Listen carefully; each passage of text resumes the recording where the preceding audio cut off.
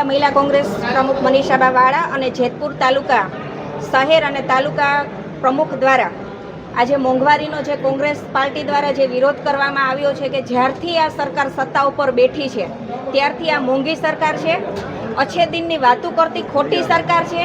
એટલે કહેવાનો અર્થ અમારો એટલો જ છે કે મહિલાઓ દ્વારા કે અત્યારે દિવસે ને દિવસે મોંઘવારી તો કાયમી માટે વધે છે કે જ્યારથી બેઠા ત્યારથી અત્યાર સુધીમાં મોંઘવારી કોઈ દિવસ ઘટી નથી. પછી દૂધ હોય, ગેસ સિલિન્ડર હોય, કઠોળ હોય, શાકભાજી હોય, ગેસ હોય, પેટ્રોલ હોય, કોઈ પણ વસ્તુ હોય.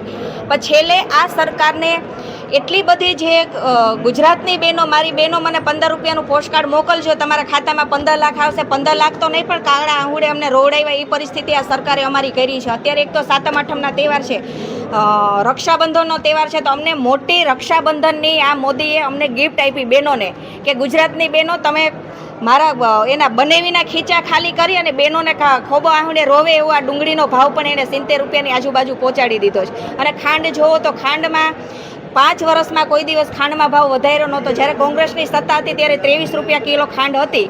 અત્યારે ખાંડને 80 રૂપિયાને પાર જો આ સરકારે પહોંચાડી છે. તો એટલું જ કે 5 વર્ષમાં ખાંડનો ભાવ વધાર્યો નહોતો. તો અત્યારે જે એમના મળતિયા હોય કે એના સંગ્રહકારો હોય, કોઈ પણ હોય, તો અમે પણ આ મોદીને અને ભાજપ સરકારને એટલું જ કહેવા માંગીએ છીએ કે જે એમના સંગ્રહકારો છે એમના ઉપર તાત્કાલિક પગલાં લે, એની ઉપર કાર્યવાહી કરે. આ ગુજરાતની બહેનોનો જનતાનો અવાજ છે અને કાયદેસર એમને પકડે. કારણ કે ખેડૂત લોકો કાળી મજૂરી કરી અને શેરડી પોતાના ખેતરમાં વાવે જ છે, એનું ઉત્પાદન છે, પણ ક્યાંક ને ક્યાંક ખેડૂતોને ભાવ નથી મળતા અને એની હારે પણ સરકાર અન્યાય કરે છે. ત્યારે અત્યારે આપણે જોશું તો ઓછું ઉત્પાદન થયું હોય તો ઉત્પાદન ઓછું તો તમે દેશ ચલાવો છો, દેશનો રાજા તમે થઈને બેઠા છો, તો તમને એટલી ખબર હોવી જોઈએ ને કે ભાઈ ઉત્પાદન ઓછું છે તો મારા દેશની જનતાનો કઈ રીતે પાક પૂરો પાડું. એની જગ્યાએ કંપનીની આરે અને આ સરકાર મોંઘી છે, ગરીબોની કમર કસી નાખી, એના જેવી પરિસ્થિતિ અમારી કરી છે. અને અત્યારે તમે જુઓ તો ઉદ્યોગપતિ હોય એ લોકોની સરકાર, અરે ઉદ્યોગ હોય, કંપની હોય, એમની સાથે તમે મળી અને ચાલો છો તો તમને કેમ આખા દેશની જનતાએ તમને મત નથી આપ્યા? મત દઈ અને તમને ખુરશી ઉપર બેસાડ્યા છે.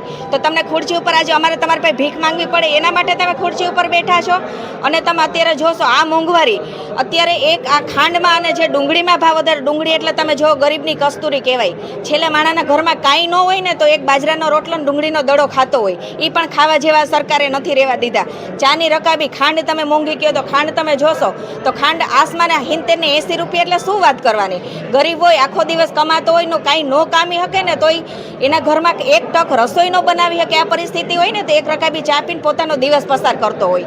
એ આ સરકાર, એટલે અમે ભાજપ સરકારને ચોખ્ખું જ કહીએ છીએ. અને ગુજરાતની મારી બહેનોને હું કહું છું કે જો હવે તમે અવાજ નહીં ઉઠાવો, અત્યાર સુધી મોંઘવારી પહોંચી ગઈ, જો અવાજ નહીં ઉઠાવો તો આનાથી પણ ખરાબ પરિસ્થિતિ આવશે. જ્યારે આજે 80 રૂપિયાની ખાંડ છે એ 200 રૂપિયા સુધી પહોંચાડી દેશે.